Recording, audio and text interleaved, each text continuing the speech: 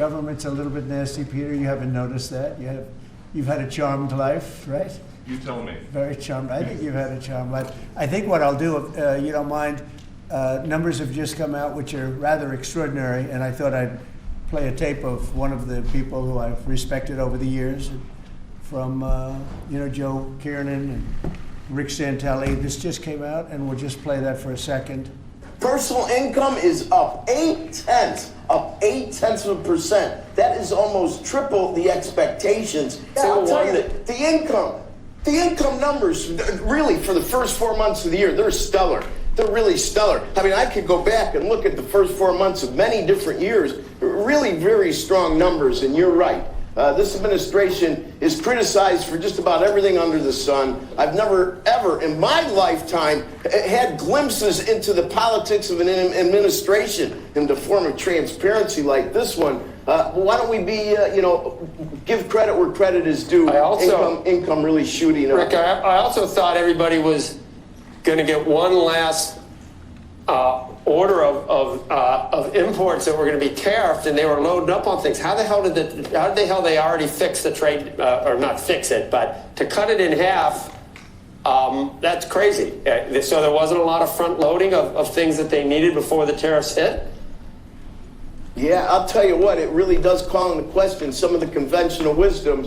And, it's going to be interesting to see what happens next month when we get this number, or we see some of the other numbers like current account, see how they fared. Because I don't know, I've been watching these numbers a long time. I don't think I've ever seen the trade deficit cut in half in 1 month.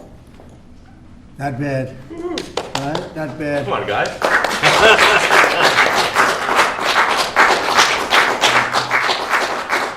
I see Howard and Scott are here, so it's great. You guys want to stand over here? You might as well. You're the ones that help produce those numbers, and it'll only get better. The tariffs are so important, and that's why we were so happy with the decision yesterday where the tariffs continue, because without the tariffs, our nation would be imperiled. We would really be imperiled. I think I can say that with great surety, Scott and Howard. And so we were very happy to get that decision, that big decision yesterday. And today it's about a man named Elon, and he's one of the greatest business leaders and produced. He stepped forward to put his very great talents into the service of our nation, and we appreciate it. And I just want to say that Elon has worked tirelessly helping lead the most sweeping and consequential government reform program in generations. And the kinds of things that he's found and his people have found. He's brought a group of very smart people in, and they found things that are pretty unbelievable. I have to say that the numbers that we're talking about are substantial, but they're going to be very much more substantial with time, because many of the things that we're working on right now, we're going to have to remember Elon as we find them, but the numbers could double and triple.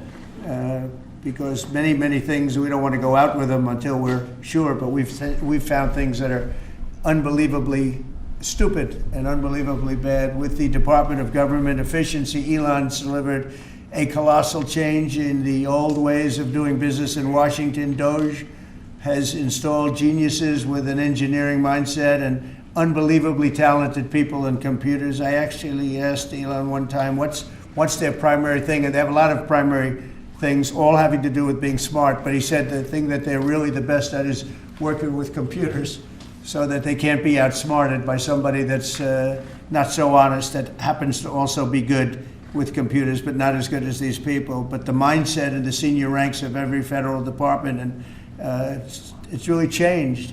And with Elon's guidance, they're helping to detect fraud/waste and modernize broken and outdated systems. So as you know, we're talking about various systems and changing systems. And, sadly, it takes a long time to do that. You'll change, let's say, a system at IRS and computerize it properly, where the job can be done in 1/10 the time, but it takes sometimes years to rebuild those systems. But we've started, in many cases, I will say that this has less to do with Elon, but the air traffic control systems, we're bidding out to the best companies in the world, those systems right now. They were what the previous administration was horrible what they did. They spent billions and billions of dollars, And in the end, it didn't even come close to working. They tried to hook up wire to copper, and it can't be done. And they just spent billions of dollars and just wasted money. Actually made the system much worse. So we're going to get a brand new modern system. Congress is working with us on that, and we're going to get it done as quickly as we can. But it's in the works, and once it's done, it'll be good for 30 years. But we have a system that's 48 years old and would have a modern computer hooked into a very outdated computer, and they don't hook up. I mean, they didn't hook up. So after spending billions of dollars, they turned on the system, and in never any cases, from local to countrywide, they never worked. More than 75,000 bureaucrats have voluntarily left their taxpayer-funded jobs to come out and really do the job. Countless wasteful and unnecessary contracts have been terminated, and you know that we have terminated many, many contracts, and many contracts, Elon, are right now being looked at, and it may be 6 months, it may be almost a year in some cases. We're going through procedures, we're going through courts, and we'll remember you as we announce billions of dollars of extra waste, fraud, and abuse. Just as an example, DOGE canceled $101 million for DEI contracts at the Department of Education, $101 million, and that was just a small section of the Department of Education. $59 million for illegal alien hotel rooms in New York City, and the landlord never made the kind of money that he made in the last short period of time. $59 million to a hotel in New York City, $45 million for diversity, equity, and inclusion scholarships in Burma. In Burma, does anyone know about Burma? $42 million for social and behavioral change in Uganda. $40 million to improve the social and economic inclusion of sedentary migrants. I can say it's $2 billion to Stacey Abrams and her environmental movement. There was $100 in the account, and all of a sudden they found $2 billion in the account. And I assume that's being looked at. I don't know, I'm not sure, but I assume that's being looked at. Think of that, $2 billion. And then Lee will tell you there's another one over there for $20 billion being spent on another environmental question. $20 billion, not 20 million, a lot, not 200,000, which is a lot. So think of it, in her case, you have $100, and now all of a sudden she gets hit with an infusion of $2 billion just before I take office. $20 million for Arab Sesame Street in the Middle East. Nobody knows what that's all about. Nobody's been able to find it. $8 million for making mice transgender. So they spend $8 million on making mice transgender. And those are better than many of the others. I could sit here all day and read things just like that, but we have other things to do. So it's much, much more than just that. We're totally committed to making the DOGE cuts permanent and stopping much more of the waste in the months to come. We want to get our great, big, beautiful bill finished and done. After that, we put some of this into the bill, but most of it's going to come later. We're going to have it cauterized by Congress, affirmed by Congress. In some cases, we'll make cuts. In some cases, we'll just use it in a different layer to save the money. But it's hundreds of billions of dollars. DOGE has also fully modernized the federal retirement process and continues to work very hard on the IRS modernization. But we're taking that over with DOGE. Many of the DOGE people, Elon, are staying behind too, so they're not leaving. And Elon's really not leaving. He's going to be back and forth, I think. I have a feeling. It's his baby, and I think he's going to be doing a lot of things. But Elon's service to America has been without comparison in modern history. He's already running one of the most innovative car companies in the world. You look at his factories and compare them with some of the old factories we have, and it's a big difference. And the most successful space company, and I guess in history you would have to say the largest free speech platform on the internet, etc. Yet Elon willingly, with all of the success, he willingly accepted the outrageous abuse and slander and lies and attacks because he does love our country. I know that very much. He loves our country. He comes from another country, a country that's going through trials and tribulations, I would say. But he's all about the USA, and Americans owe him a great debt of gratitude. So I just want to thank Elon for his time as a special government employee. Can you imagine? They call him an employee, but it's a special government employee, and for coming and helping us. And he really has changed the mindset of a lot of people. A lot of people thought, maybe we'll cut 1% or 2% or 3%. Then they said, wow, we can cut a lot more than that. And we're going to do it very surgically. We're going to continue on the march. We're making America great again. When I was in Saudi Arabia, and we were in, as you know, 3 really great countries, predominantly the 3. Qatar was great, UAE was great, Saudi Arabia, incredible. Such an incredible experience to be in those 3 countries. But the Crown Prince of Saudi Arabia, and I must tell you, the great leaders of the other 2 that we just mentioned, they all said the same thing, that the United States is the hottest country right now anywhere in the world. And 6 months ago, we thought it was dead. It was like a dead country. And it would have been a dead country if we didn't have the right result on November 5th. It would have been a horrible, horrible situation was going on with the borders, with transgender for everyone, men playing in women's sports, and so much more. But they were saying the hottest country anywhere in the world. And then I played that little clip because I was one person who's respected, or 2 people, because Joe was in that one too. Joe's a good man. But that was one group of people saying something about the success of what we've done over the last 4 months. They cannot believe it. In the one case, they said they've never seen anything like it as long as they've been doing what they've been doing. They've been doing it for a long time. So I want to thank Elon for helping. And again, the United States right now is the hottest country anywhere in the world. There's no country as hot, and we're doing really well. When I left, we had no wars, we had no problems. We defeated ISIS, we rebuilt our military, and we had no inflation. And when I came back, we had a lot of inflation. We had wars all over the place. We had the embarrassment in Afghanistan where we gave up billions and billions of dollars of military equipment, the most embarrassing moment in the history of our country, I believe. I believe that strongly. We have Russia with Ukraine. We had the attack on Israel in October, the horrible attack, October 7th. Horrible, horrible attack. Nobody's ever seen anything like it. And now we have something where we're really healing a lot of that. We stopped India and Pakistan from fighting. I believe that could have turned out into a nuclear disaster. And I want to thank the leaders of India, the leaders of Pakistan, and I want to thank my people also. We talked trade, and we said we can't trade with people that are shooting at each other and potentially using nuclear weapons. And they're great leaders in those countries, and they understood, and they agreed. And that all stopped, and we're stopping others from fighting also, because ultimately we can fight better than anybody. We have the greatest military in the world. We have the greatest leaders in the world. We put one of them in charge of the Joint Chiefs of Staff, as you know, General Raisin Kane.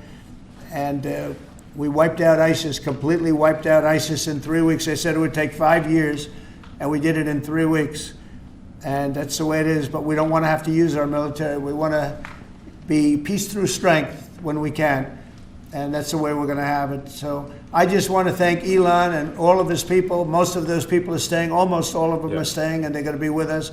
And you're going to see the results coming long into the future. Even a year and 2 years later, you're going to see a lot of the results, and those hundreds of billions of dollars are going to be adding up, and they're going to continue to add. It'll be interesting, really interesting to see what the final number is going to be. But again, Elon gave an incredible service. Nobody like him, and he had to go through the slings and the arrows, which is a shame because he's an incredible patriot. The good news is that 90% of the country knows that, and they appreciate it, and they really appreciate what he did. And I gave him a little special something we have here. Thank you. A very special that I give to very special people.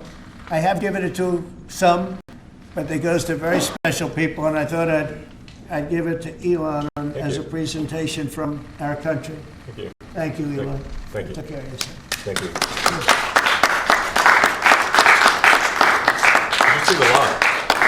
The luck on this is amazing. That's right. Large luck. Well, let me say perhaps a few words that this is not the end of DOGE, but really the beginning. My time as a special government employee necessarily had to end. It was a limited time thing. It's 134 days, I believe, which ends in a few days. So, so that it comes with a time limit. But the DOGE team will only grow stronger over time. The DOGE influence will only grow stronger. It's I'd liken it to sort of Buddhism. It's like a way of life. So it is permeating throughout the government. And I'm confident that over time we'll see $1 trillion of savings and a reduction in $1 trillion of waste and fraud reduction. The calculations of the DOGE team thus far, in terms of an FY25 to FY26 delta, are over 160 billion, and that's climbing. We expect that number will probably go over 200 billion soon.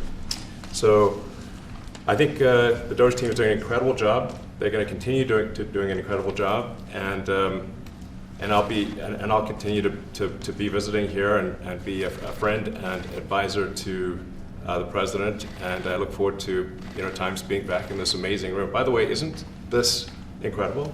Look at this incredible. It's stunning. I think the way that the Oval Office, how the president has just completely redone the Oval Office. It's beautiful. I love the gold on the ceiling. Thank you. It's pretty nice. Yeah. That's been there a long time. That was plaster. Nobody ever really saw it. They didn't know the eagle was up there, and we highlighted. It's essentially it's a landmark, a great landmark, and that's 24 karat gold, and everybody loved it. And now they all see it when they come in. So it's been good. The Oval Office finally has the majesty that it deserves, thanks to the president.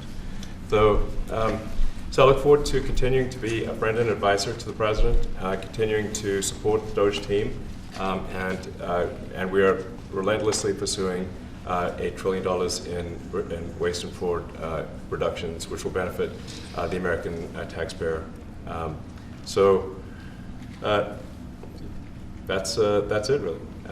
Thank you, Mr. President. Thank you. Right. Great job. Thank you. Thank you, President Trump. The president mentioned that you had to deal with all the slings and arrows during your time at DOGE. There's this. Well, some of the people, some of the media organizations in this room were the slingers. Well, so there is a New York Times report today that accuses you of blurring the line between. Is the New York Times, is that the same publication that got a Pulitzer Prize for false reporting on the Russiagate? Is it the same organization? I got to check my Pulitzer counter. It is. I think the judge just ruled against the New York Times for their lies about the Russiagate hoax, and that they might have to give back that Pulitzer Prize. That New York Times. Let's move on. Okay, then Next President question. Trump. I got one for President Trump. So President Trump, Biden aides who used to work here are in talks with Republicans in Congress to go and testify about what they did or didn't do to possibly conceal President Biden's decline. Do you think that Dr. Jill Biden should also have to come in and testify about what she did or didn't do? Well, I hate the concept of it. It's the wife of a man who was going through a lot of problems, and everybody that dealt with him understood that. And I guess it came out during the debate loud and clear. That was the biggest signal of all. They have to do what's right. The country was there was a lot of dishonesty in the election, as you know, 2020. That's been now caught. People understand it. It was a rigged election. And when you go further out, when you see the auto pen, I think the auto pen is going to become one of the great scandals of all time, because you have somebody operating it or a number of people operating. Because I knew Joe Biden. Joe Biden wasn't in favor of opening up borders, letting 21 million people into this from prisons and mental institutions and gang members. He wasn't into that at all. And who signed these orders, proclamations, and all of the different things that he signed that set our country so far back, that was so bad for our country? With the auto pen, how would it work? Like, we're in the Oval Office right now. If there was a group of rogue staffers that worked for you who wanted to advance a bill or an executive order without your knowledge, how could they do it? How do they go Well, it's very behind hard the because president's I'd back? read your newspapers or your media the next day and I'd say, well, I didn't approve that, and I would find it. I mean, they wouldn't get away with it for long because I'd say, I never signed that. Who the hell signed that? Auto pens, to me, are used to sign letters to people because we get, I think they said 20,000 letters a week, and you like to be able, when somebody takes the time to write a letter, it's nice to sort of write back. And auto pens are meant for that. Auto pens are not meant to sign major proclamations or tax cuts or borders, anything having to do with the border, which is so important. And if it happened on my watch, I would be able to see it because the next day or sooner I'd be reading about something that I knew nothing about and who the hell signed this. So I almost never use the auto pen. In fact, yesterday I was signing about 81, I think it was 81 proclamations and statements to people that I think should be signed by us. I think when you write letters to foreign dignitaries or presidents or prime ministers, you should be signing those letters, not done with auto pens. I understand he signed almost everything with an auto pen. It's a very dangerous thing. It really means you're not president. Whoever operated the auto pen, and we think we know who that is, and it was actually more than one person, but that's not what the presidency is all about. I hardly used to use it. Are you reinstate the tariffs on China? You said that they violated the agreement with the U.S. Well, they did. They violated a big part of the agreement we made. You know, if you read that whole statement, I was very nice to them. I helped them because they were in trouble with the stoppage of a massive amount of business. But I'm sure that I'll speak to President Xi and hopefully we'll work that out. But yeah, there's a violation of the agreement. Yeah, please. Mr. President, can you give us an update to the latest ceasefire agreement that Israel has agreed to, but Hamas still considering? Well, they're very close to an agreement on Gaza, and we'll let you know about it during the day or maybe tomorrow, and we have a chance of that. And I think we have a chance of making a deal with Iran also. They don't want to be blown up. They would rather make a deal, and I think that could happen in the not too distant future. That would be a great thing if we could have a deal without bombs being dropped all over the Middle East. That would be a very good thing. They can't have a nuclear weapon. We want them to be safe. We want them to have a very, very successful nation. Let it be a great nation, but we can't have that. They cannot have a nuclear weapon. It's very simple. And I think we're fairly close to a deal with Iran. Mr. Musk, question for you. Yeah, please. You said just now that you look forward to being a friend and advisor to the president. So do you Well, I am. expect to continue advising the president and DOGE informally, or are you going to sort of shift your focus entirely to your companies? Well, I expect to continue to provide advice whenever the president would like advice. I hope so. I mean, I expect to remain a friend and an advisor, and certainly if there's anything the president wants me to do, I'm at the president's service. Mr. Musk, on DOGE, you said that there was $1 trillion promise for cuts from DOGE. Yes, I think we do expect over time to achieve the $1 trillion. But what have you found in your time here was the biggest roadblock to getting those cuts? Was it the cabinet, or was it Congress, or something else? What was the biggest roadblock from your work? It's mostly just a lot of hard work. It's really not any one person or Congress. It's going through really millions of line items and saying just each one of them makes sense, what does not make sense. Obviously, at times when you cut expenses, those who are receiving the money, whether they're receiving that money legitimately or not, they do complain. And you're not going to hear someone confessing that they received money inappropriately. Never. They're going to always say that they received money appropriately for an important cause. Naturally, that's what you'd expect. So we just have to. It's just a lot of work going through the vast expenses of the federal government and just really asking questions. What's this money for? Are you sure it's actually being used well? Many times we can't even find anyone who defends it. So for a lot of the expenses, there is actually no defender at all. And then we have to just work through the process of stopping the spending, where there's often literally no defender. Nobody even knows why the money's being spent. It's truly absurd. I mean, we find situations where there are millions of software licenses with 0 people using them. 0. Exactly. This is the quizzical expression. You're like, surely, if there's millions of software licenses, someone should be using them. No, and then we've got to go through the process of saying, okay, look, if no one's using the software, we need to terminate this software license agreement. That's everywhere in the government, by the way. Mr. Musk, what do you think would be easier, colonizing Mars or making the government efficient? It's a tough call, but I think colonizing Mars and making life multi-planetary is harder. And as I said, we do expect to achieve over time the $1 trillion of savings. We can't do it in like a few months, but if you say by I think the official end of DOGE, which the president may choose to extend, is the middle of next year. Say by the middle of next year, with the support of the president and Congress, could we achieve $1 trillion of savings? I think so. We're on track to do so. Do you have faith that Congress is going to? Mr. Musk, ahead. Thank you, Mr. President. You had mentioned earlier in the week that DOGE had become a whipping boy, and as the president mentioned, you went through a lot to go through this process. Was it worth it for you, and what would you change? Yes, so what we found was happening was that if there were any cuts anywhere, then people would assume that was done by DOGE.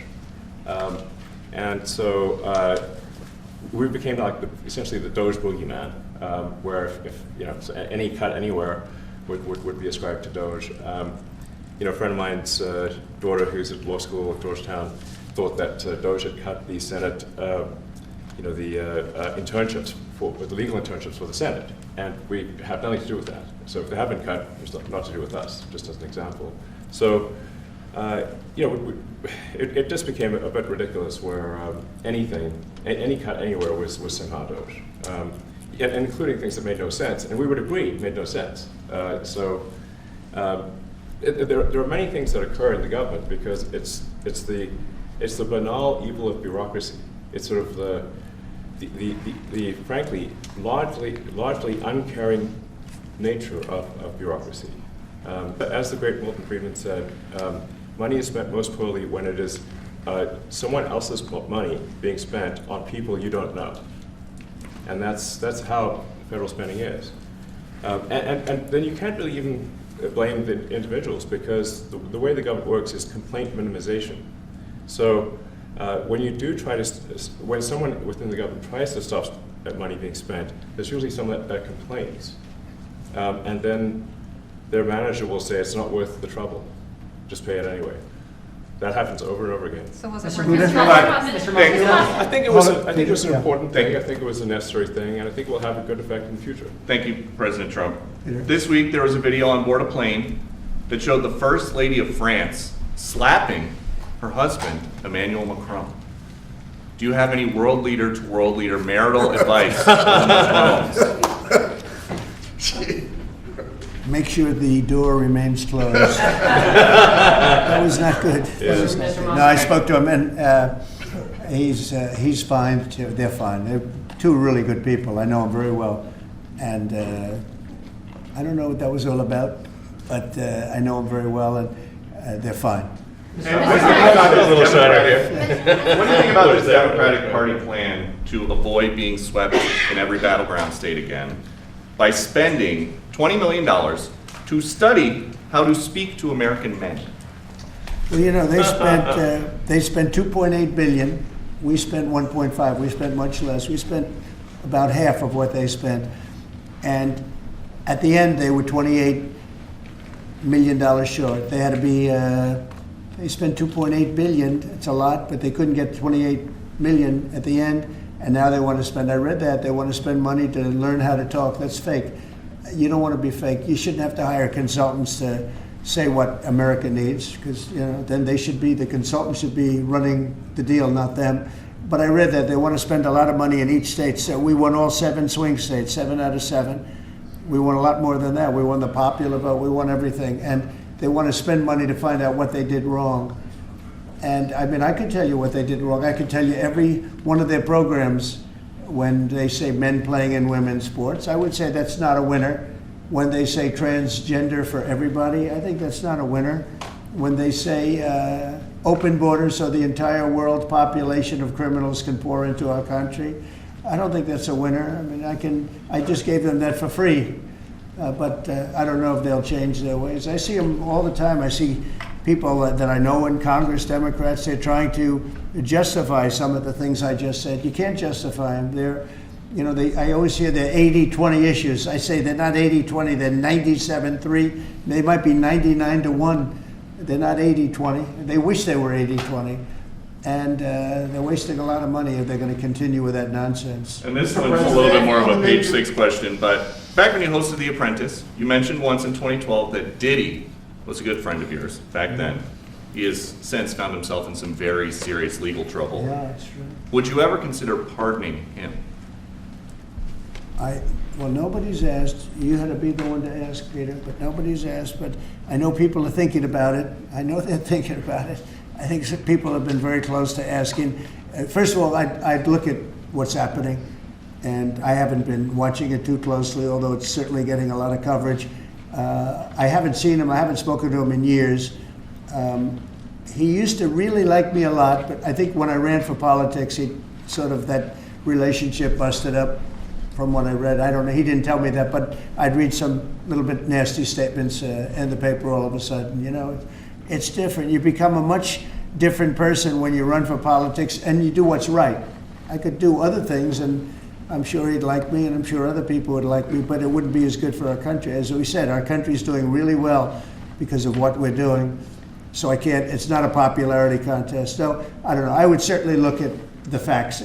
If I think somebody was mistreated, whether they like me or don't like me, it wouldn't have any impact on me. Mr. President, on the big beautiful bill, would you like to see the Senate build in some support for your tariffs on the big beautiful bill, or should that be a standalone bill?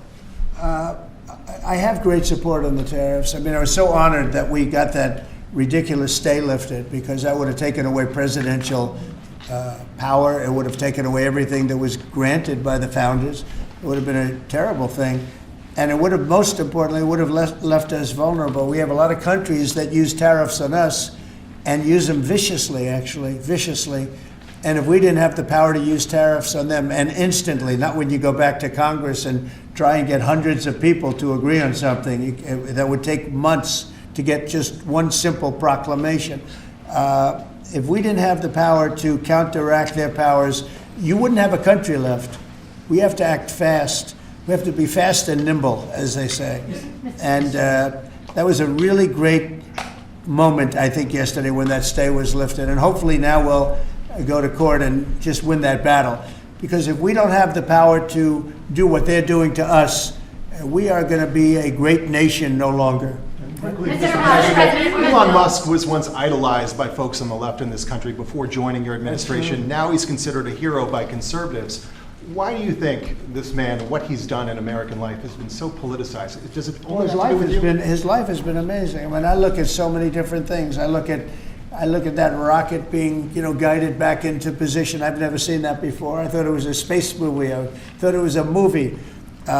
You look at what he's done in terms of communication. It's been unbelievable. So many different, even tunnels going underground, not having to go through all the process of going, he's got a company that does that. He's got so many different companies. Starlink, as an example. He saved a lot of lives, probably hundreds of lives in North Carolina. I don't even know if you remember, but I called you. They needed Starlink in North Carolina. And I didn't know what the hell Starlink was. I said, what is it? Who owns it? He said, do you know Elon Musk? I said, yeah, I happen to know the gentleman. This was before his government stay. And they said, we really need it, because North Carolina became an island. It was, people had no communication. They had no access to anything, and they were dying. And I called up Elon, and you can't get it because it's so successful. It's very hard to get. And he had so much of it brought over there, and they told me it was unbelievable. It saved a lot of lives. So, he's just done a lot of things. I don't think he gets credit for what he's done. But he's a very good person too. You know what? If he wasn't a good person, but he did the same things, I'd probably maybe speak differently. He happens to be a really good person who loves the country. Mr. President, on the one big, beautiful bill, you had indicated this week that there were some things you didn't like about what had passed in the House. What changes do you want to see the Senate make? And you had also indicated there were things you didn't like about the bill. What would you be suggesting he push senators to change in their version? Well, I'll tell you, I'll go first. It's an unbelievable bill. It cuts your deficits. It cuts, it's a huge cutting. but there's the things I'd like to see maybe cut a little bit more. I'd like to see a bigger cut in taxes. It's going to be the largest tax decrease or cut in the history of our country. I'd like to see it get down to an even lower number. I was shooting for a slightly lower number. I would have liked to have done that. But with all of that being said, when you look at the tax cut and the fact that the original tax cut, which made us so successful, we had the most successful 4 years in the history of our country, the economy, and this is going to be even better. And you see that by the reports that came out just yesterday or tonight. I guess they were released this morning at 8 o'clock. You see the kind of numbers where somebody that's a pro is like, whoa, I haven't seen numbers like this since I've been doing this. You know, these are human emotions of professionals that have never seen numbers like, and we've just started. The bill is a great bill. It's going to be jiggered around a little bit. It's going to be negotiated with the Senate, with the House. But the end result is it extends the Trump tax cuts. If it doesn't get approved, you'll have a 68% tax increase. You're going to go up 68%. That's a number that nobody's ever heard of before. You'll have a massive tax increase.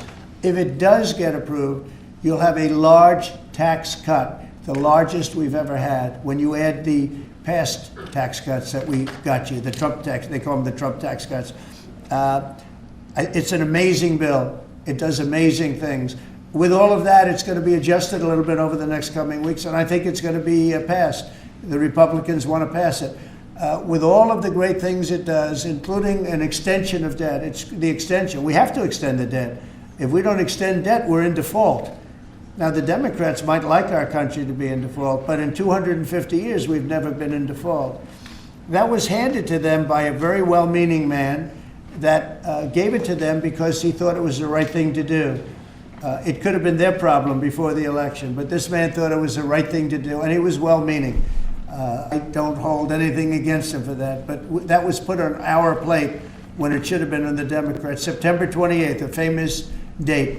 It should have been taken care of by the Democrats, but this person, a man of power, gave it to us so that in June that comes due. Well, we have to take care of that because if we don't take care of it, we have a country in default, and we don't ever want to have a country in default. You know, I'll tell you, a certain senator, Elizabeth Warren, said that she would never, ever allow a default on our debt. She would never let it happen, and she would like to get rid of the debt ceiling, what's called the debt ceiling. I call it the debt extension because we really need an extension.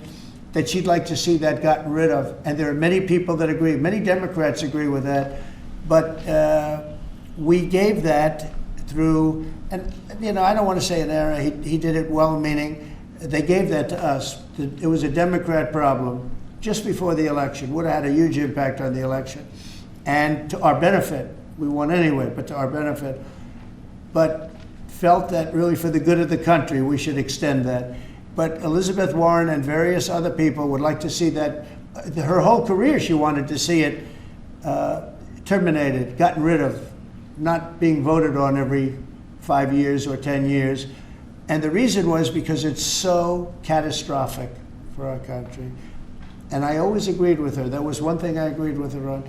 Now, I haven't spoken to her, but I would say that if you asked her that question now, she'd say, no, it's their problem. But it's a very unfortunate situation. It's a very unfair situation. And she happened to be right on that. It should be gotten rid of, or it should simply be extended. But that's one of the things that gets taken care of in this bill. That automatically gets extended for a 4-year period, and it should be. But I agree with Elizabeth Warren on that. I think you should get rid of it. It's too catastrophic. Yeah, please, go ahead. What message do you like to send to international students? Are they still welcomed to study in the United States? And one question for Mr. Musk. The students? Well, we want to have great students here. We just don't want students that are causing trouble. We want to have students. I want to have foreign students. I think Harvard, you know, it's close to 31%. That's a lot.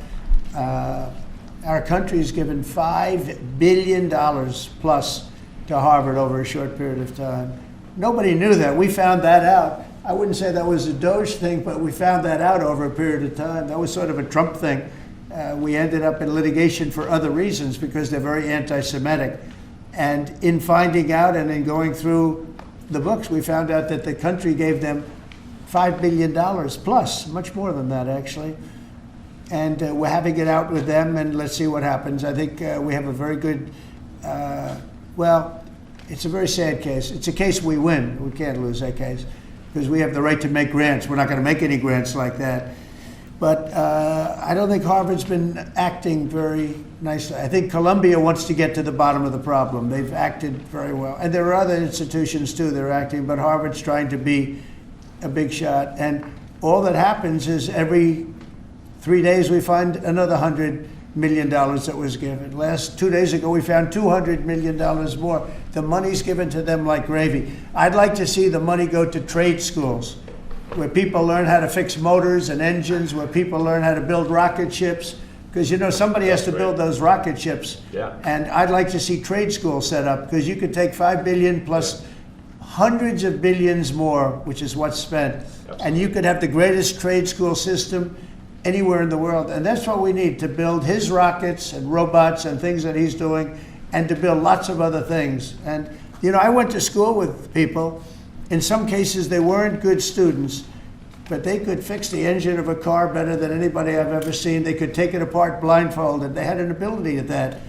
And they did very well. They made a lot of money. It's a very skilled job. It's great. But I'd like to see a lot of money going into trade schools. I've always felt that. And we probably found our pot of gold, and that's what's been wasted at places like Harvard. And the money's been wasted. Yeah, please. Yeah, well, I wanted to ask quickly, Mr. Musk, is your eye okay? What happened to your eye? I noticed there's a bruise there. Well, it wasn't. I wasn't anywhere near France, so. What does that mean? No, I didn't notice his eye. First lady of France. Getting slapped. I didn't notice. I was just horsing around with little X, and I said, "Go ahead, punch me in the face," and he did. Turns out, even a 5-year-old punching you in the face actually does. That was X that did? Yeah. X could do it. If you knew X, he I could saw do his it. mom right now. But I didn't really feel much at the time, and then I guess it bruises up. But I just horsing around with the kids. I didn't basically. notice it actually. President Trump, I got one. I know that you try to stay pretty neutral because not your war, but And by the way, not my war. I just want to solve the problem for people. This was not a war that was going to happen if I were president. Right, and so not your war, but as you try to fix it, and as you survey this hellscape of the Ukrainian front lines, It's horrible. and you and your team deal with a very stubborn Vladimir Putin. Yeah. Do you and Zelensky. Yeah. But do you look at this Very conflict stubborn Zelensky too. any differently now? Like, do you look at this and see Putin as the good guy or the bad guy? So I've known him very well, and I went through a lot of things with him because Russia was, the Russia hoax turned out to be a total hoax. New York Times, they got a Pulitzer Prize. They have to give back the Pulitzer Prize. That's my lawsuit, and they're doing very poorly in that lawsuit. But they wrote stories about how it was true and it was false, and a lot of Washington Post also. I have gotten to see things that I was very surprised at. Rockets being shot into cities like Kiev during a negotiation that I felt was maybe very close to ending. We were going to solve a problem, and then all of a sudden rockets got shot into a couple of cities and people died. I saw things that I was surprised at. And I don't like being surprised. So I'm very disappointed in that way. With that being said, I'd like to see it end. 5,000 people, I think the number's even more than that, but 5,000 people a week are being killed.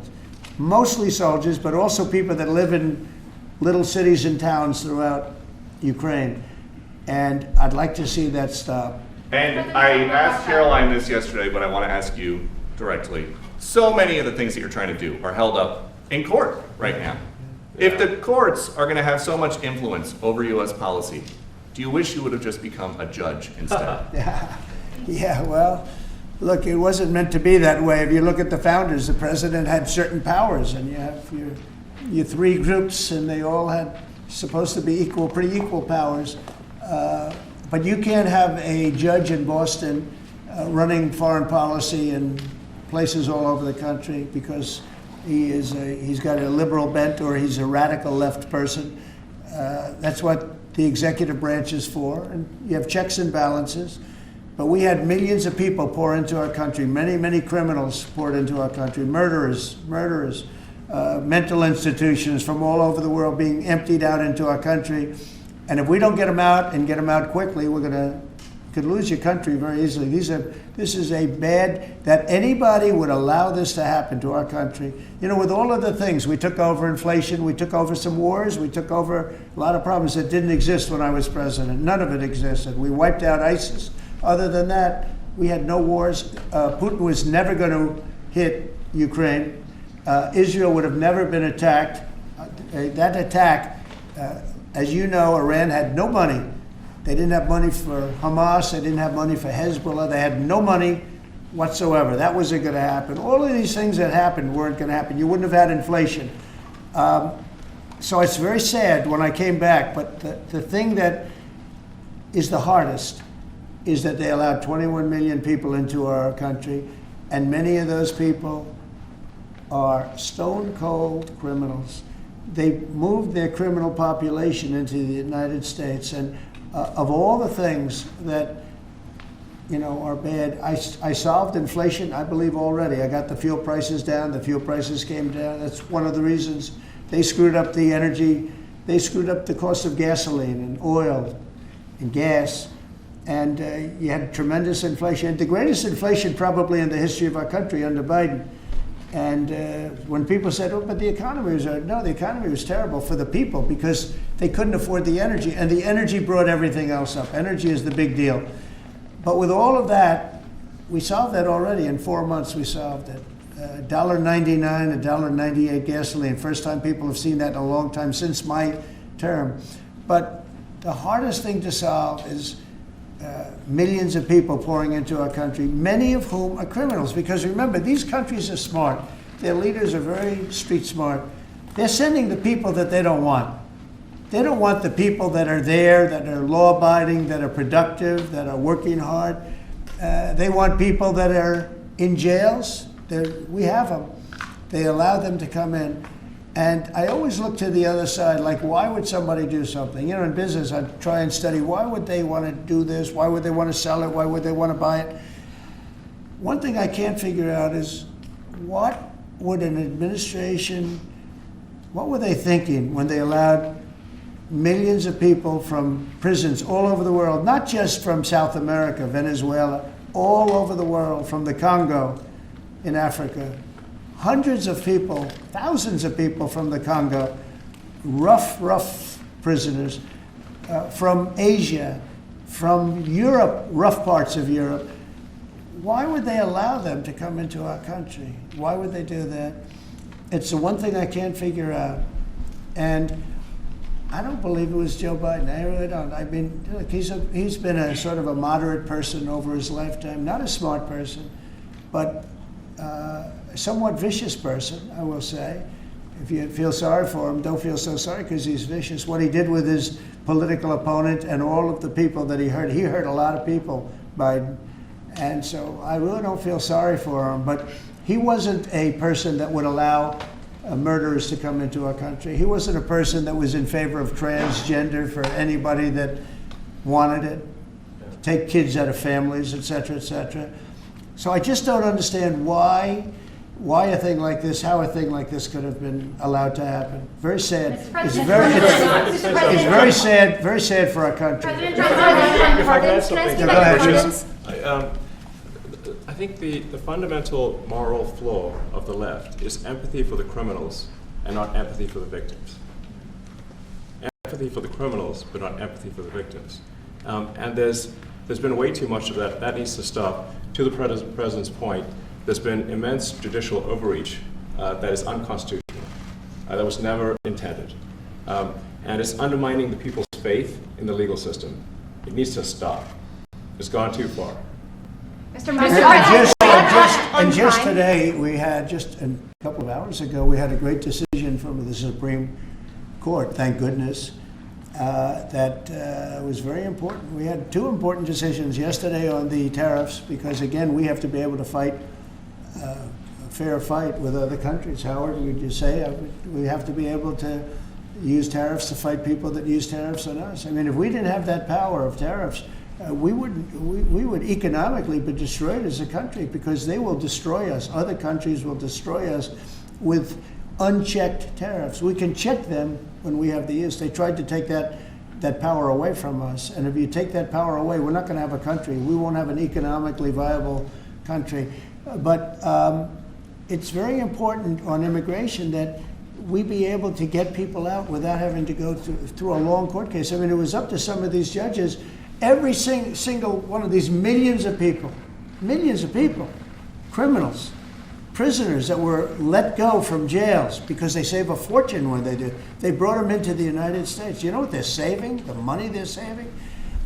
But some of murderers, it's very important that we're able to get those people out of here fast, bring them back to their country where they belong.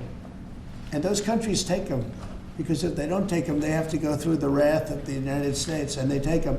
But we have judges that don't want that to happen. And it's a terrible thing. That's going through the court system right now, that whole situation.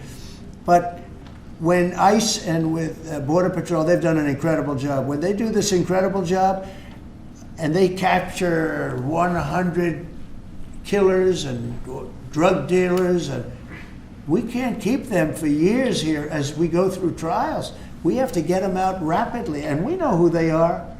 We know who they are. And we're very careful about who they are, but we have to get them out rapidly, or again, we're not going to have a country. Okay? Maybe one or two more. Go ahead. Are you concerned that tariff may also affect companies like Tesla, which has parts manufactured abroad?